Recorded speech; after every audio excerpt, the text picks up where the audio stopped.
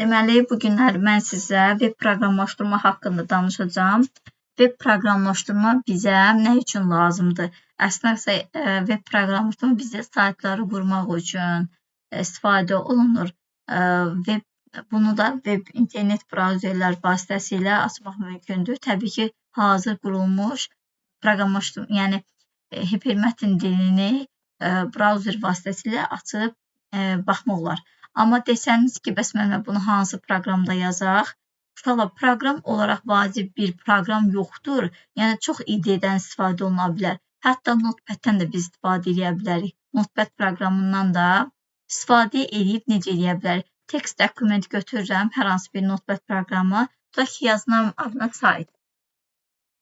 Və bunun üstünə tıklayıram 2 dəfə. Sadə bir dənə sayt yarandı. Məndə uşaqlar ekranım teması qara rəngdədir deyə hal-hazırda mənim Notepad proqramım qara rəngdə görsəndi. Yəni, səbəb budur. Bunu uşaqlarla işləmişəm belə. Bu görün, bu nədir? Uşaqlar, deməli, web proqramlaşdırma dilində hər hansı bir saytı yazandan sonra, yaradandan sonra file, save as menüsündə save düzdür, vura da bilərsiniz. Save zaten ilk dəfə vuranda save as kimi açır. Fikir verirsiniz, burada qısa yol düymələri var. Əzbər edə bilərsiniz. Deməli, save as düyməsini vuranda burada tıxıtı kimi yaddaşda saxlanmayacaq. Ekranı mən bir dənə böyüdüm. Siz görün, ekran böyük görürsünüz. Bəli, bəli. Burada tıxıtı kimi yaddaşda saxlanmayacaq. All files seçəcəyik. All files seçəndən sonra bunu yaddaşda nöqtə yazıram. HTML kimi yaddaşda saxlayıram və bunu rabochi stola, yəni desktopa atıram, iş masasına atıram. Desktopda hal-hazırda əlavə etdim və save düyməsini vurdum. Hal-hazırda indi mən heç nə yazmamışam, heç bir şey yoxdur da. Amma yenə də mən yaddaşda saxlayanda sayt kimi yazdığım üçün fikir versəz burada artıq sayt adında bir brauzer açıldı. Və mən bunun üstünə 2 dəfə tıklasam heç nə olmayacaq. Çünki səbəb odur ki, mən heç nə yazmamışam. Amma fikir versəz burada failin, qovluğun yolu göstərdi. C diskində users qovluğun içində günlük qovluğu, onun içində desktop, hansı ki iş masasındadır və axırda ən sonunda da sənədin adı qeyd olunubdur burada. Bu isə aydın oldu. Sonra gəldik uşaqlar. HTML nədir? Gəlin bu haqda danışaq. HTML hipermətnin nişanlama dili deyirlər. Hypertext Transfer Protocol. Gəlin onu yazaq biz burada. Notepad-in içində elə yazdım. Sadəcə ekranı biraz böyüdək. Məndən olsa burada edit düyməsinə vurun. Bir də gözlüyün uşaqlar. Fontu dəyişin. Biraz balaca yox da böyük yazaq. Size rejiminə girək. Size də 11-dir. 11 çox balacadır. Gəlin bunu 16 eləyək. Biz yaxşı görə bilək deyə. 16. Gəlin bunu 26 eləyək. Belə rahat görə bilirsiniz uşaqlar yazıları. Burada yazılar var ha. The sound of ocean waves comes my soul. 30, 28. Daha yaxşı da elə biləm. Okay. Belə elədik. İndi mən bunu geri qaydıram. Artıq mən nə yazsam daha böyük görsənəcək ekranda. Deməli, uşaqlar, HTML hipermətn nişanlama dilidir. Bunu adətən proqramlaşdırma dilə aid etmirlər. Bunu web proqramlaşdırma deyirlər. Sadəcə web proqramlaşdırma. HTML-in açıqlaması belədir. Hypertext Transfer Protocol. Hipermətn nişanlama dili deyilir. Aydın oldu. İlk dəfə də bu termini, belə desək də, bu termini Ted Nelson tərəfindən yaradıblar. Bu isə aydın oldu. Yaxşı.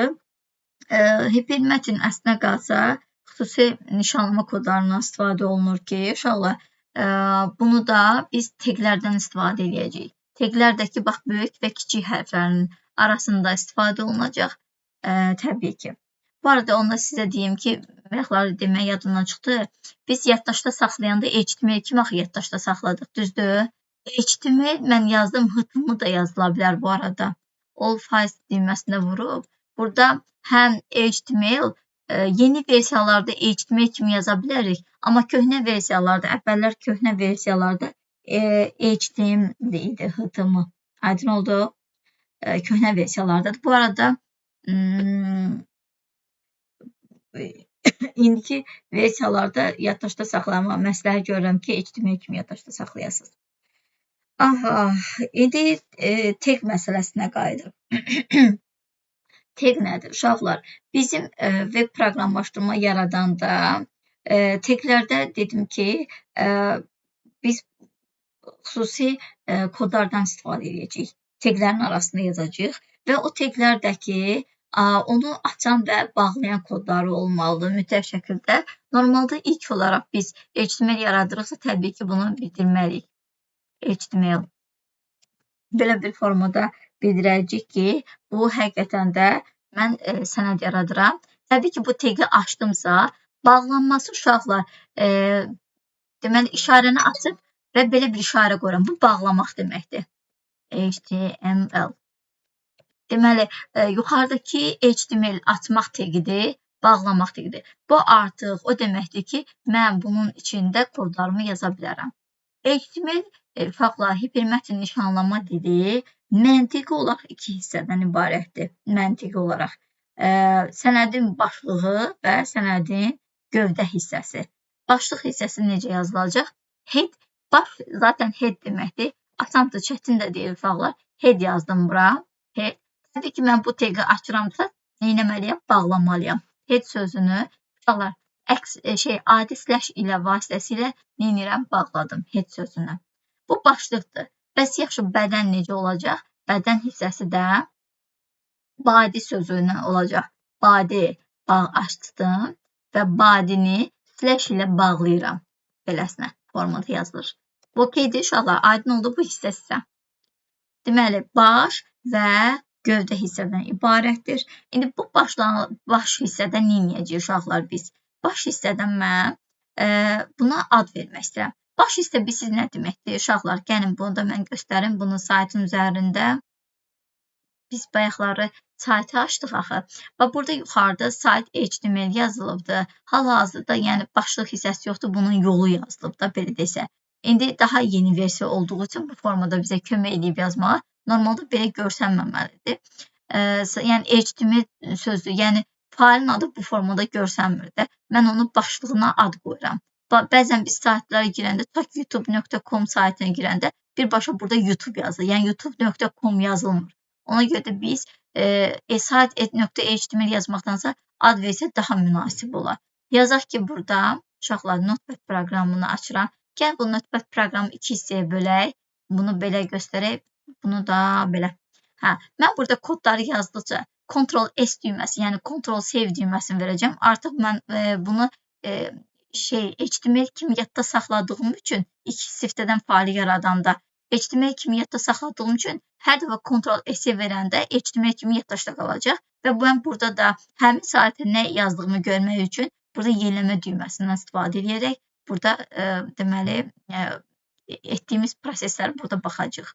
İndi head hissəsinə qayıdır uşaqlar. Mən head hissəsində istəyirəm saytın adı burada görsənsin. Məsəl üçün yazmaq istəyirəm ki, İdrak liseyi, başlığına elə qoymaq istəyirəm. Mən bunun üçün title'dan, yəni başlıqdan istifadə etməliyəm. Başlıq üçün title. Title nə deməkdir? İngiliscə tərcümədə təbii ki, bilirsiniz. Title başlıq deməkdir. Title. Gəlirəm bunu yeni sətirdə yazsam daha yaxşı olar. Valla təbii ki, title'ı açıramsa, neynəməliyəm? Eyni zamanda bağlamalıyam. İndi mən bunun arasında iki dənə tagi açdım, bağladım və bunun arasında məsələn yazıram İdrak liseyi. Belə bir şey yazdım. Gəlin Ctrl-S düyməsini vuraq və burada yeniləmə düyməsini vuraq. Uşaqlar fikir verirsiniz, yuxarıda nə baş verdi? Artıq İdrak liseyi yazıldı yuxarıda. Yəni artıq mənim brauzerimin başlıq hissəsi hazırdır. Bu isə ümid edirəm sizə aydın oldu. İndi əsas hissə, yəni bu baş hissəsi çox belə çətin deyil. Adətən düşəndə də suallar body hissədən düşür. Yəni suallar elə də çətin deyil ha. Sadəcə Ümumiyyətlə, HTML çox maraqlı bir bölmədir. Sayt qurmaqla bağlıdır. Çox adam sayt qurmağı çox xoşlayır. Ümumiyyətlə, web proqramlaşdırma ümumiyyətlə maraqlıdır öyrənmək. Bu arada web proqramlaşdırma öyrənmək üçün həm HTML, CSS və JavaScript üçün mütləq eyni zamanda bilmək daha yaxşı olardı. Çünki niyə? HTML-lə əsasən xüsusi kodlar yazırlar, amma CSS-lə dizayn verirlər, JavaScript ilə animasyon verirlər, belə deyək. Amma belə başqa, məsələn, web proqramlaşdırma yaratmaq üçün PHP-dən, yəni PHP, belə bir şey yazılır. Buradan göstərin bunu. Bu da proqramlaşdırma dilidir. Yəni web proqramlaşdırma dilidir. PHP. Bundan da istifadə oluna bilər. Bunda heç, məsələn, PHP-ni öyrənən HTML və yaxud da JavaScript, sonra CSS-ə heç bir o qədər ehtiyac qalmır. Niyə? Çünki PHP-nin içində demək olar ki, çox şey var. Amma PHP-dən istifadə etmək biraz çətin də ola bilir. Mən tanıdıqlarım arasında PHP ilə işləyən daha rahat bilirəm. Çünki siz HTML-i öyrənən məcburdur. Həm CSS-i, həm JavaScript-i öyrənsin. O da çox adama çətin gəlir deyə birbaşa çox vaxtı PHP-ni öyrənirlər ki, o daha rahat gəlir. Yəni, 3 dənə proqramı ayrı-ayrı öyrənmək çox adama çətin gələ bilir. Amma HTML-də çox belə qəliz kodlar yoxdur uşaqlar. Yəni, onu qorxutmayın gözünüzlə. Web proqramlaşdırmada biz deməli HTML-dən, head-dən və nədən şeydən istifadə etdik. Belə desək, body-dən və head-dən istifadə etdik. Yəni, gəlin body-dən nələrdən istifadə oluna bilər? Biz bu haqda danışaq. Body-də, uşaqlar body hissəsində əlavə bir də görürsünüz, məsələn, kodlardan istifadə olunur. Bunlara biz deyəcəyik, uşaqlar, belə desək də, HTML-də istifadə olunan, belə desək, əlavə atributlar deyəcəyik. Atributlar adətən taglərin içərisində, yəni azad olaraq tag kimi yazılmır, body'nin içərisində yazılır. Bunlar azad olmurlar da, belə desək. Yazıram, background color, bax, belə formada yazılır. Background color, məsələn, nə rəng verək buna? Uşaqlar, hamısı F olmağı sizcə nə deməkdir? Hamısı F olmağı. Necə? RGB sistemində götürsək. Ağ rəng. Ağ rəng, tamamilə doğrudur. Məsələn, qırmızı rəngi versəm, olacaq red, green, blue, yəni FF, sonradan da 4 dənə 0. Belə də yaza bilərik. Gəlin biz elə bir rəng, mən əsasən əzbərlədiyim bir neçə rənglər var ki, onları istəyərəm, məsələn, sizin üçün fərqlilik olsun da. Yəni, zaten RGB sistemində biz bilirik ki, RGB hansı aiddir? Məsələn, FF-lər onlara yazılır. Məsələn, yerdə qalanlar 0 olur. Məsələn, qırmızıda, reddə. Amma məsələn, greendə, red, green, blue'da axı birinci 0-0 yazılır, sonra FF, sonra yenə 0-0 yazılır. Blue'da isə uşaqlar 4 dənə 0, daha sonra ən sonunda da FF yazılır. Bu 16 say sistemində kodlaşdırmasıdır. Biz bilirik ki, 255, 16 say. Siz evdə də yoxlarsanız görəcəksiniz ki, 255, normalda 256 dənə bilirsiniz də rəng sistemi var. O, yəni 0-dan 255-ə kimidir. 255-də 16 say sistemində FF-ə bərabərdir. Ona görə mən FF deyirəm bu arada. Məsələn, belə bir şey var. 80, 80, 80. Bunu siz araşdırmaq üçün uşaqlar rəng sistemini, məsələn, belə yaza bilərsiniz ki, RGB color code hex.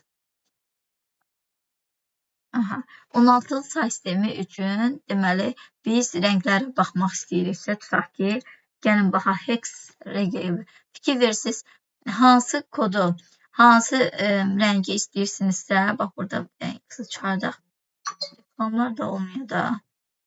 Hansı rəngi istəyirsə RGB-də color picker yazın, bir dənə gözləyin. Hansı rəngi istəyirsiniz, burada seçirsiniz normalda. O rəngin kodları yazılır.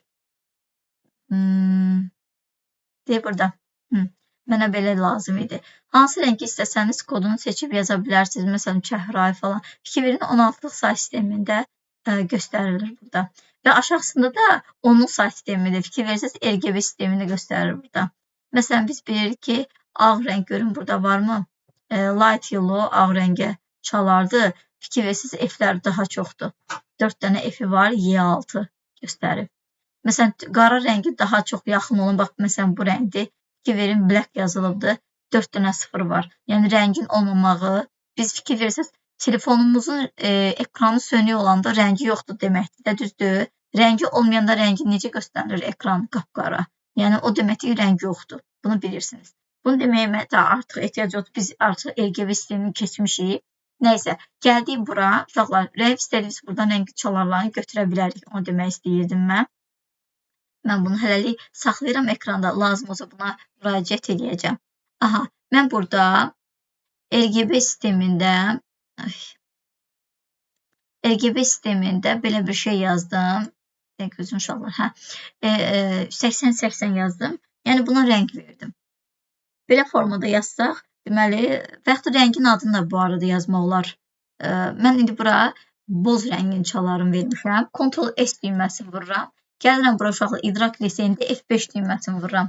F5 düyməsini burada fikir verirsiniz, boz rəngdə oldu. İndi mən burada məsələn yazıram, green verirəm. Ctrl-S düyməsi vurdum və bura gəlirəm, yenilədim, yaşıl rəngdə oldu. Rəngin adını da bu arada verə bilərsiniz. Məsələn, white verirəm, gəlin white eləyək, uşaqlar. Ctrl-S düyməsini vururam, gəlirəm burada, F5 düyməsini vurdum, yəni yeniləmə düyməsini vurdum. Susmaya görə zaten deməli, arxa fonun rəngi ağ rəngdir. Sadəcə mən elə belə nümunə olsun deyə göstərdim. Bej rəngi falan da tapmaq olar. Gəlin görək, burada bej rəngi varsa daha açıq və krem rəngidir. 4 dənə F, C. Gəlin elə biz elə yazaq. 4 dənə gözləyim. 4 dənə F, C. Ctrl-S verdim. Gələm idrak liseyi sözündə yenəmə verdim uşaqlar. Biraz sarılıq çox oldu. Nəysə uşaqlar, belə bir şey yaratdıq. Yaxşı, background-u başa düşdük uşaqlar nə deməkdir? Background o deməkdir ki, yəni belə desək də background yox, daha doğrusu back color. Back color o deməkdir ki, background color yəni arxa fonun rəngi. Yox, əgər mən arxa fonun rəngini yox da uşaqlar istəyirəmsə tutaq ki də çox salmama. Arxa fona şəkil, arxa fon şəkli, onda background yazacağam bura. Background. Gəlin background-u nə edəcəyik? Background uşaqlar şəkil olmalıdır bu arada. Bilirsiniz ki, şəkildən istifadə olunur. Mən internetdən görün burada olan şəkillərdən, yüklədiyim şəkillərdən nəyi tapa bilirəm buradan. Burada robot şəkli var. Bilmirəm necə robotdur. Belə bir robot şəkli var.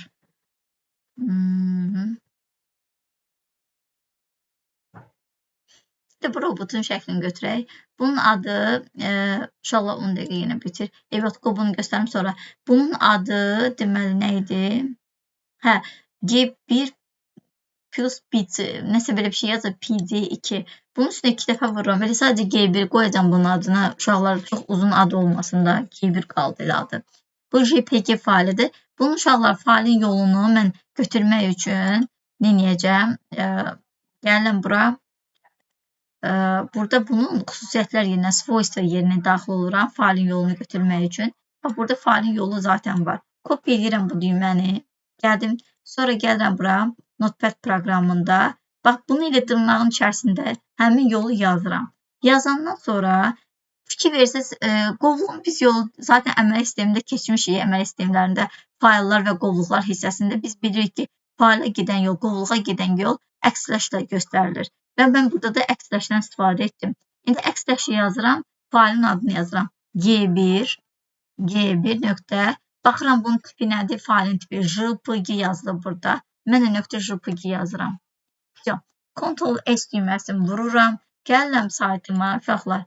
Və burada yeniləmə düyməsini verirəm. Ki verirsiniz, arxa fonun dəyişildi. Artıq mən istifadə etdim bir robotdan. Ümid edirəm sizə aydın oldu izahım. İnşallah 10 dəqiqə vaxtımız tamam oldu. Mən yenidən sizinlə linki atacağım.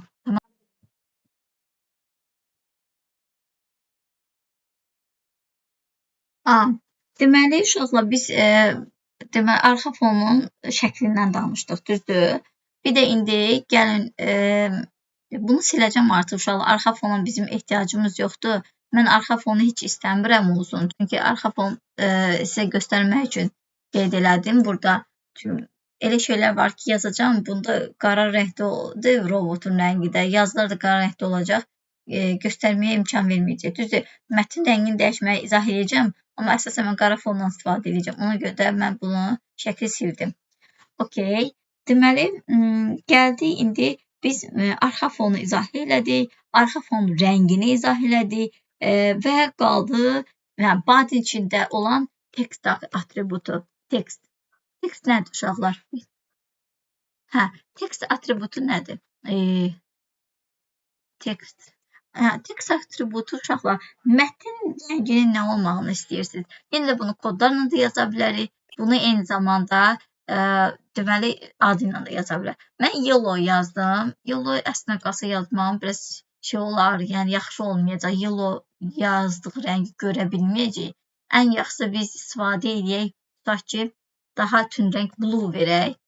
Uşaqlar blue. Purple da verə bilərik. Nəysə, Ctrl S verirəm. Bu arada heç nə yazmadığım üçün heç nə görsənməyə bilər. Gəlin burada aşağıda yazaq ki, məsələn, uşaqların adlarını yazaq. Onur, İzad, Coşqun, İngilis əlifbasından belə yazıram. Mehriban, Fatimə. Ctrl S düyməsini vururam və burada yeniləmə düyməsini verirəm. Fikir verin uşaqlar, Onur, Nicat, Coşqun, Mehriban və Fatimə. İndi ekranı burada balaca görsənir. Mən bunu biraz ekranı belə miqyasını böyüdürəm deyə görsənir ki, fikir verirsiniz, burada artıq göy rəngdədir. İndi deyə bilərsiniz ki, müəllimə, bu Onurdur, Nicatdır, Coşqun, Mehriban, Fatimə. Siz alt-alta yazdınız, amma nəticədə burada yan-yana çıxdı. Bunu mən izah edəcəm, amma bundan əvvəl başqa şeylər də izah eləmək istəyirəm. Sonra gəlib buna qayıdacağım. Uşaqlar, biz mətnin rəngini təyin etdik. Mətnin eyni zamanda uşaqlar, belə desək də, biz bilirik ki, şrift nə deməkdir də, düzdür, şriftdən istifadə edə bilərik.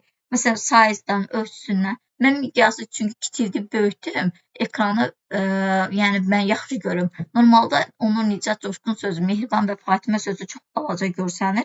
Ən yaxşısı odur ki, uşaqlar, mən burada şriftin neyim, ölçüsünü biraz belə deyim, şriftin ölçüsünü böyüdək biraz. Bunun üçün nədən istifadə edəcəm uşaqlar? Body'nin içində artıq yazmayacağam mən. Body'nin içində yox. Gəlin body'nin içində yox da, fontun içində yazaq biz bunu. Font taginin içində yazacağım uşaqlar. Gəlin belə deyək. Font yazaq bura. Font. Məsələn, uşaqlar, üslub nə idi? Üslubun yazmaq üçün font face yazırlar buna. Face bərabərdir. Məsələn, Arial. Bir də uşaqlar yazaq, məsələn, size. Size də ölçü deməkdir də.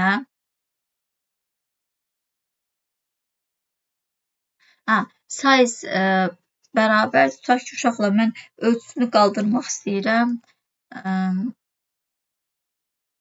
26 verirəm. Size bərabər. Fikir verirsiniz uşaqlar, mən hər ikisini dırnaq içərisində yazdım və aralarında mən fikir verirsiniz, virgül falan da qoymuram. Eləcə boşluqlarla yazıram.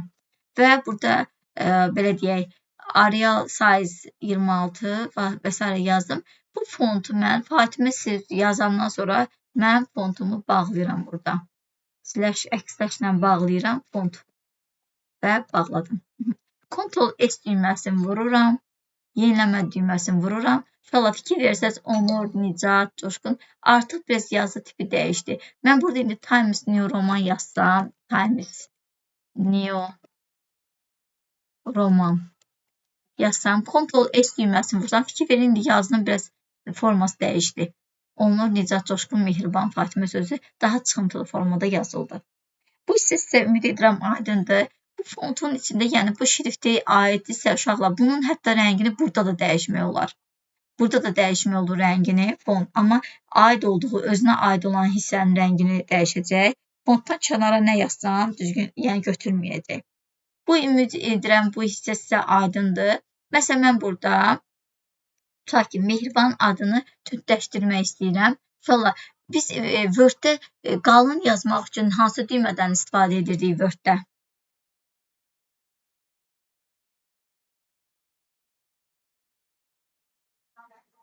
Uşaqlar, Word-də qalın yazmaq üçün nədən istifadə edirik? Bolddan, bold. Bəli, bolddan istifadə edirik. Və B hərfindən istifadə. Bold B deməkdir. Uşaqlar, mən deməli tag açıram, tagı və bağlayıram. Yəni B tagını açıram və sonda da mehriban sözünü də eləmək istəyirəm deyə mehriban sözünü seçib eləyirəm. Yəni mehriban sözünü B-nin içində yazdım. Ctrl S düyməsini vurub yenilənmə düyməsini vursaq, bilirsiniz, mehriban sözü tünd qara rəngdə yazılacaq. Məsəl üçün, onur sözündə mən onuru maili kursiv yazmaq istəyirəm bu sözü.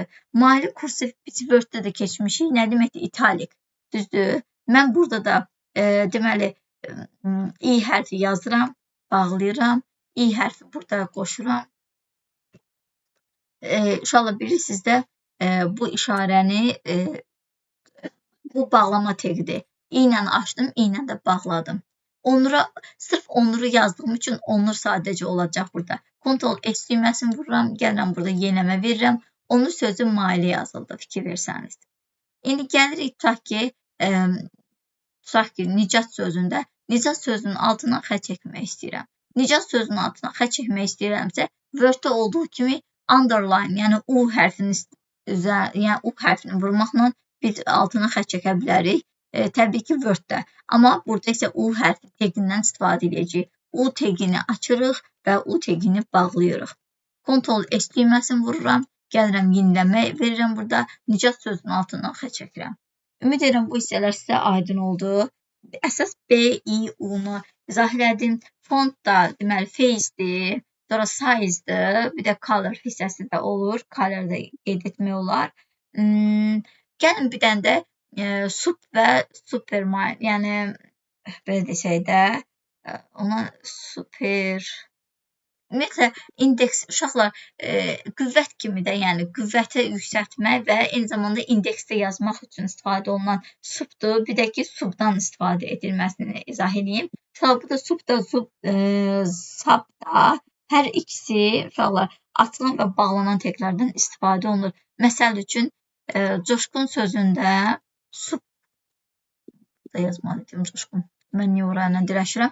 Burada sub o da deməkdir ki, yuxarı hissədə yazılacaq. Nicat sözünün yuxarı hissəsində.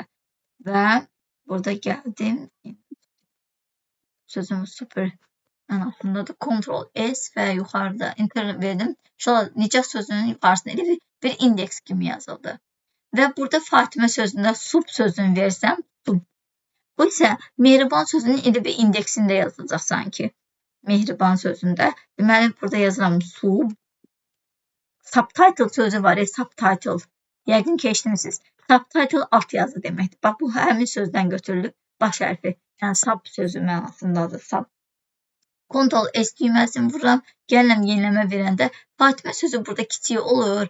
Səbəb odur ki, indi o bir dənə böyüdüm, fikir verin, mehriban sözünün indeksində yazıldı. Coşqun yuxarıda yazıldı, Fatimə isə aşağı hissəsində yazıldı. Ümid edirəm uşaqlar. Yox, mehribanıyım. Yuxarısında, aşağısında. İndi hamısı düzəldəcəm, narahat olmayın. Heç biriniz yəni elə başa düşməyin ki, bir yuxarı, bir aşağı o demək deyil ki. Siz nümunələr sınavınızın üzərində göstərdim. Bilsəydim, başqa söz də yazım. Gəlin, bu da belə yazmayayım. Coşqunla subdur, sub.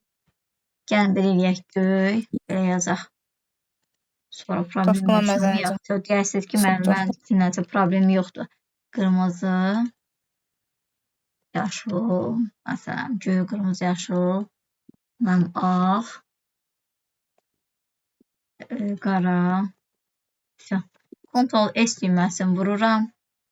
Bəyəxlarım. Aha, Ctrl S düyməsini gəlin. Burada yenilənmə verirəm. Baxın, göy, qırmızı, yaşıl, ağ, qara. Fikir versə, Q hərfinin bunun aşağısı belə çıxıntılı olduğu üçün Q-nı kəsməyini qəribə bir xətlə kəsibdir. Bu da fontdan irəli gəlir. Bu arada Times New Romandan yəqin ki. Ümid edirəm bu hissə sizə aydın oldu. Uşaqlar, gəlin indi sizə siyahılar haqqında danışacaq. Siyahılar 3 növdə var uşaqlar burada. Siyahılar 3 növdədir. Deməli, uşaqlar, biz Word-də də bunu keçmişik. Word-də nömrələnmiş siyahı var, bir də işarələnmiş siyahı. Yadınıza gəlir nömrələnmiş. Nömrələnmiş siyahılar 1, 2, 3, 4, 5 və yaxud da A, B, C, D olanlardır. Amma nişanlanmış siyahılar xüsusi işarələrdən istifadə olunur. Bunu keçmişik. Amma bu HTML-də iki cür. Yəni əsasən, yəni necə biz nömrələnmiş deyəndə sadəcə 1, 2, 3, 4, 5-dir. Amma nişanlanmış deyəndə isə sadəcə belə qara nöqtədən biz istifadə edə biləcəyik. Bunun üçün hansından istifadə edəcəyik? Deməli, adətən uşaqlar bunu çox təəssüf ki, qarışdırırlar. Mən bu hissəni silirəm uşaqlar. Bu font hissəsini hələlik bizə lazım deyil. Font hissəni sildim və text blue var. Bunu da silirəm. Susmaya görə bu arada qara rəngdədir. Mən qara rəngi üstünlük verəcəm. Ctrl S verib burada yeniləmə verirəm. Aha, fikir versəz fontumuz. Ay yox, mən bilsəydim burada size dəyişərdim. Fontumun size-ni gəlin bilirək. Burada fontu yaradaq təzədən. Burada size verək. Bizə size mütləq lazımdır. Bərabərdir. Mən 26 bayaqlar deyəsən vermişdim. 26 teki bağlayıram. Aha, Ctrl S düyməsini vururam. Gəlirəm burada yeniləmə verdim. Aha, belə iki yazmaq daha yaxşıdır. Münasib belə daha rahatdır.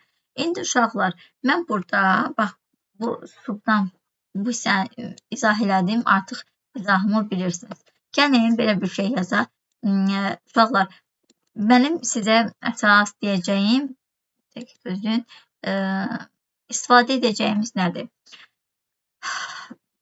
Mən bu fontu hələ ki içini boş saxlayıram. Hələ ki mənə bu hissə lazım deyil. Fontun içərisini boş saxlayıram hələ ki.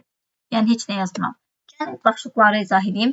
H1, H2, 6 dənə başlıq var uşaqlar. H1, H2, H3, H4, H5, H6 kimi gedir. Deməli, ən böyük başlıq H1 başlığıdır. H1. Məsələn, burada Azərbaycan sözünü yazsam, uşaqlar Latin qrafikası ilə şey yazdım. Yəni, Azərbaycan dilinə çevirmədən yazdım. H1 yazdım. Aha, Ctrl S düyməsini vururam və bunu kopyalayıram uşaqlar. Mən bunu Ctrl C edəm. H6-ya qədər göstərəcəm burada. Gəlin burada yeni sətrə, yeni sətr. Bu H4, H5, H6. Okey. Gəlin burada bu hissəni 2, 3, 4, 5. İnşallah H6-dan o yana yoxdur. Yəni bunu biləsiniz. 2 dənə. Yəni bunlar heading deyirlər uşaqlar. Heading o deməkdir ki, başlıqdır. Mən başlıqların 6 dənə forması, yəni şey var, ya ölçüsü var. Ctrl S düyməsini vurdum. Gəlirəm bura. Azərbaycan sözünə baxırıq uşaqlar. Ki versəz Azərbaycan sözü həm ən böyükdür. Bu o demək ki, ən yəni söz yox, biz font size verməklə böyük ölçü yarada bilərik. Sadəcə bu başlıqların sadəcə bu ölçülər var ki, H1 ən böyüdür, H6 isə ən kiçikdir. Bunu biləsiniz. Buna başlıq deyəcəyik. Yaxşı, bu başlıqdan sonra biz adətən saytlarda başlıqdan sonra altından xətt çəkilir. Bu necə istifadə olunur? Mən hələlik uşaqlar sadəcə H1-dən H6-nı saxlayıram, kəskin fərq olsun deyə. Kəskin fərq olsun deyə. Yəni Ctrl S düyməsini vururuq. H1-dən H6-dan sonra mən burada bir dənə belə bir tagdən istifadə edəcəm. Bunun açılması var, bağlanması yoxdur. Ctrl S düyməsini istifadə edirəm. Yeni. Bu heading row o deməkdir ki, yəni başlığın artıq xətt çəkilir, bir üfüqi xətt çəkiləcək. Üfüqi xətt o deməkdir ki, bu başlığa aid bir sahədir. Yuxarı hissəsi, aşağı hissədə isə artıq nə istəyirsiniz yaza bilərsiniz. Bu olmayan gedir. Yaxşı, mən tutaq ki, internetdən belə bir uzun bir mətn tapmışam internetdə. Gəlin internetdə biz bir uzun mətn axtaraq. Gəlin elə buradan tapaq, axtaraq. Uzun bir mətn. Məsələn, Azərbaycan haqqında məlumat istəyirəm elə. Azərbaycan haqqında məlumat zaten yazan kimi gəldi. Wikipedia daxil oluram. Wikipedia daxil olanda mən çox belə uzun uzadı bir mətn götürməyəcəm. Bax, elə buradan buraya kimi götürürəm. Və Ctrl C düyməsini elib kopyalayıram. Gəlirəm burada. H-R-dan sonra yapışdırıram bura. Və bunu Ctrl S düyməsini vurub gəlirəm burada İdrak liseyi hansı ki saytın adı idi. Gəlirəm burada yeniləmə verirəm. Uşaqlar, belə bir mətn yazıldı. Fikir versəniz burada mətnlər bir-birinin bax belə sadəcə ardınca getdi. Uşaqlar, mən yeni sətirdə, indi mən istəyirəm ki, tutaq ki də bayaqlar fikir versəydiniz ki, Mehriban Fatimə və yaxud da göy qırmızı yaşıl falan yazanda uşaqlar, hamısı yan-yana yazıldı. Məsələn, bütün mətnlər belə halda, mən yeni sətirdə, məsələn, Azərbaycan, və burada dövlət üçün baxın sözündən sonra mən yeni sətrə düşsəm belə, Ctrl-X vururam, gəlin yeniləmə verim. Yeniləmə versəm də, bax burada dövlət üçün baxın sözünə gələndən sonra yeni sətrə düşmür. Bu halda mən nədən istifadə edəcəm? Uşaqlar, ən yaxşı üsul, demək, P-dən istifadə olunur, ən yaxşı üsul P. P paraqraf deməkdir. Amma P-dən də başqa biz eyni zamanda da break-dən də istifadə edə bilərik. Break, yeni sətrə düşürəm. Burada belə bir break-dən istifadə edirəm. Break-in açılması var, yəni bağlanması yoxdur. Hırı kimidir sanki, hırı kimi. Və fikir verin, yeniləmə verdim. Baxın sözündən sonra Azərbaycan Xalq Cümhuriyyəti sözü deməli düşdü yeni sətrə. Ümid edirəm bu hissəsi sizə aydın oldu. Bu arada P nədir? Gəlin baxaq. Fikir versiniz, mən B-dən, yəni break-dən istifadə etdim. Break sözündən götürülüb də B-r, yəni sındır mənasındadır. P paraqrafdır da. P də bəli paraqrafdır. İndi fikir versəniz əgər, mən burada yeni sətrə düşəndə burada paraqraf olduğu hiss olunmadı. Yəni, elə bir ki, bu sətrlər arasındakı məsafə olmadı. Gəlin Azərbaycanın cənubunda sözü var ha. Bax bunu P ilə indiki göstərirəm, P hərfi ilə. P paraqraf deməkdir. P-nin uşaqla atması və bağlaması var. P-dən sonra bir dənə açıb və eyni zamanda bağlayacağım burada. P. Paraqrafdır və buna aid olan hissəni bağladım. Və yeniləmə verirəm burada uşaqlar. Fikir verirsəniz, paraqraf olduğu hiss olunur, yeni sətir. Yəni, burada artıq məsafə böyüyür, sətirlər arasındakı məsafə böyüyür. P-ni mən Azərbaycanın cənubunda, bax, buradan buraya kimi istifadə etdim deyə P-ni. Və burada da fikir versəniz, həmin söz aralığı, bax, xüsusi sətirdə elə bir yazıldı. Xüsusi paraqraf kimi ayrıldı, yazıldı. Aydın oldu. İndi P-dən danışdım. Mən bayaqlar şeydən danışacaqdım. Siyahlardan. Gəlin siyahıya təzdən qaydırıq. Siyahlar. Font, siyahı. Bir də kimin yanında informatika kitabı var? Gündüz müəllimi. Bir də zəhmət olmasa baxsın, 13.1-in mövzusu ilə 13.2-nin mövzuları mənə bir dənə desin. Kimin əlində varsa bir dənə desin mənə. Mən gözlüyüm yoxsa yox. Bir dəqiqə baxıram. Hə, tamam. Baxıram. Mehriban, kitabın üstündə işləməmişdin sən? İşləmişəm, mən baxıram. Elə onu açıram. 13.1. 13.1-in mövzuları. Deməli, 13.1-də web proqramlaşdırma və saytın hazırlanma mərhələləri, HTML nişanlanma dili. Bəs 13.2? Siyahıların və cədvəllərin yaradılması. Aha. Uşaqlar, siyahlar və cədvəllərdə izah edirəm elə birbaşa siyahları. Cədvəlləri saxlayıram, gələn dərsə bəlkə saxlamayım, istəyirəm hər ikisini burada izah edeyim. Cədvəllər saxlayaq, biraz gec olmadı. Tamam, yaxşı. Onda siyahını izah edeyim, inşallah cədvəlləri gələn dərsə saxlayaq, tamam mı? Siyahı çox deyil, narahat olmayın. Siyahı elə də böyük deyil. Demək olar ki, mən birinci hissənin hamısını izah elədim, bir dənə siyahlar qalırdı. Okey, burada yazdığım bu hissəni silirəm. Bu font hissəsini saxlayacağım. Bax, bu yazdıqlarımı, izahlarımı da silirəm. H6.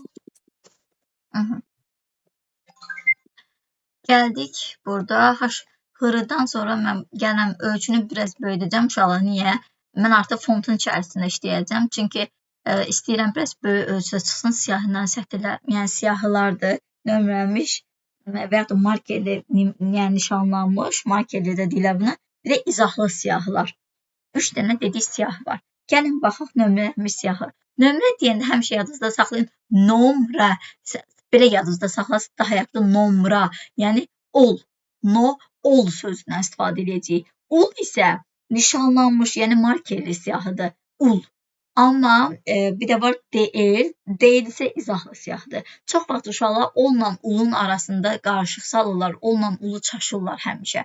Ol, nom, ra, nom kimi götürün. Ulu isə markerli kimi götürün. Deyil də ki, təbii ki, izahlı siyahıdır. Yəni, gəlin baxaq, ol nədir?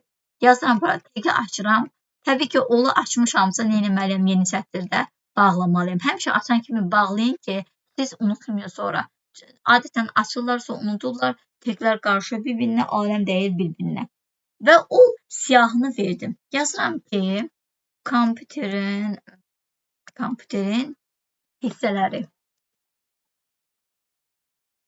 İnşallah, kompüterin gəlinin hissələrinə baxaq. Yeni sətirdə yazıram burada.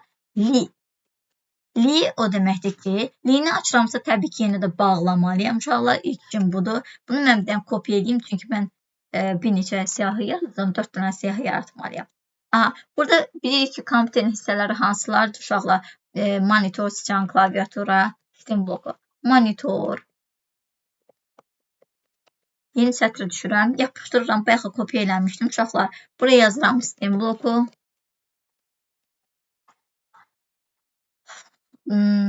Gəlirəm, bura düşürəm. Siçan.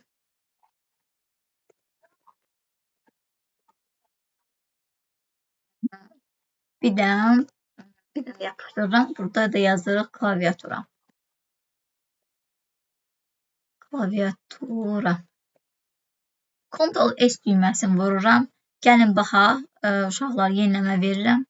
Baxın, kompüterin hissələri yazdım. Azərbaycan sözü burada başlıqdır uşaqlar. Mən size 26 verdiyim üçün bu başlığı hətta keçdi, başlığın ölçüsünü. Siz ona əhəmiyyət verməyin. İndi baxaq, 1, 2, 3, 4, 5 deməli nömrələnmiş siyahı oldu. Olma deyəcəyik. Bu isə aydın oldu, ümid edirəm sizə. Deməli, indi gəlin baxaq, ul nədir? Uldan istifadə edəcəyik. Ul nə deməkdir? Deməli, belə yazacağıq. Ulda sadəcə ol sözü dəyişiləcək. Gəlin bunu elə burada saxlayaq. Ctrl-C düyməsini vururam uşaqlar. Yeni sətirdə yazıram bunu. Ctrl-V. Deməli, ol yazdım. Bir dənə bunu olları u edirəm sadəcə. Sadəcə u elədim. Eyni bir şeydir. Ctrl-S düyməsini vururam. Gəlin burada yeniləmə verirəm. Uşaqlar, fikir verin. Kompüterin hissələri indiki necə yazıldı? Artıq burada markerli və yaxud da nişanlanmış siyahı kimi yazıldı. Aydın oldu.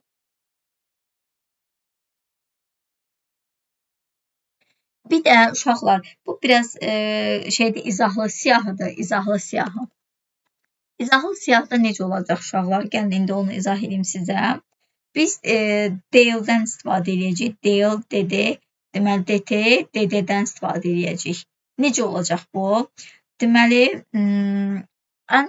başlığı açmaq üçün biz deyildən istifadə edirik.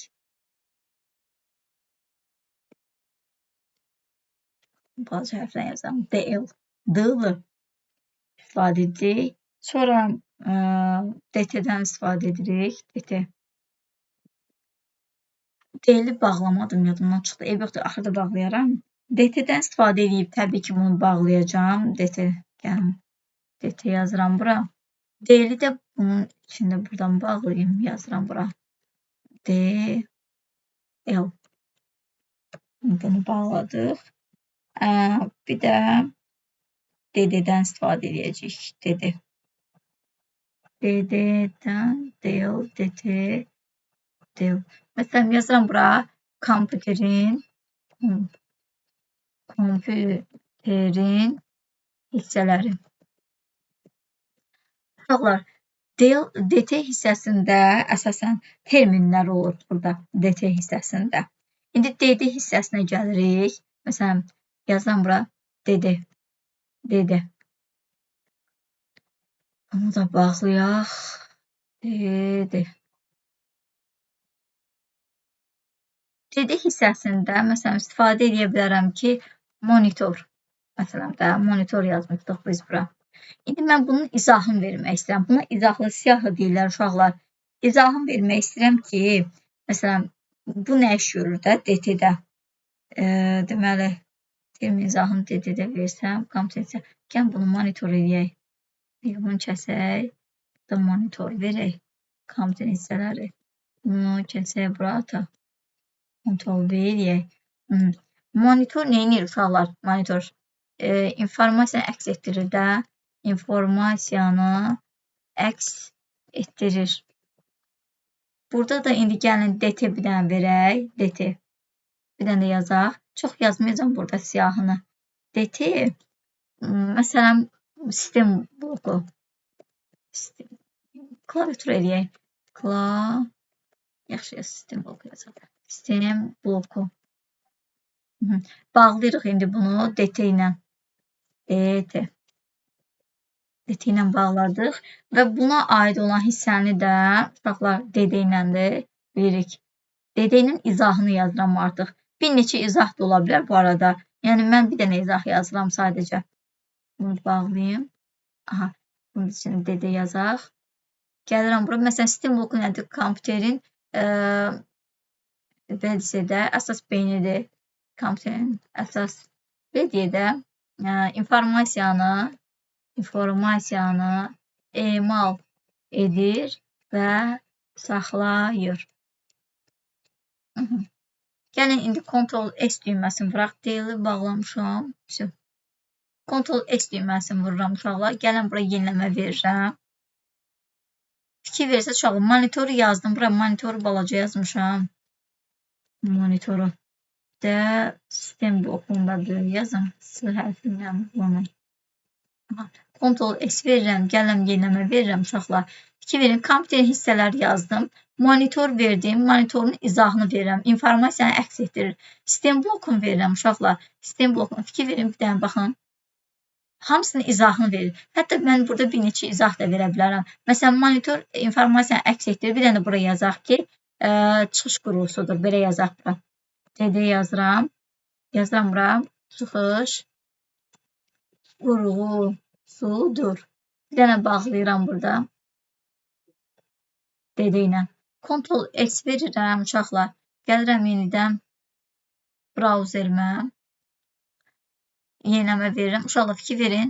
Mənim artıq monitora aid 2 dənə izahım var. İnformasiya əks etdirir, çıxış qurğusudur. Aydın oldu.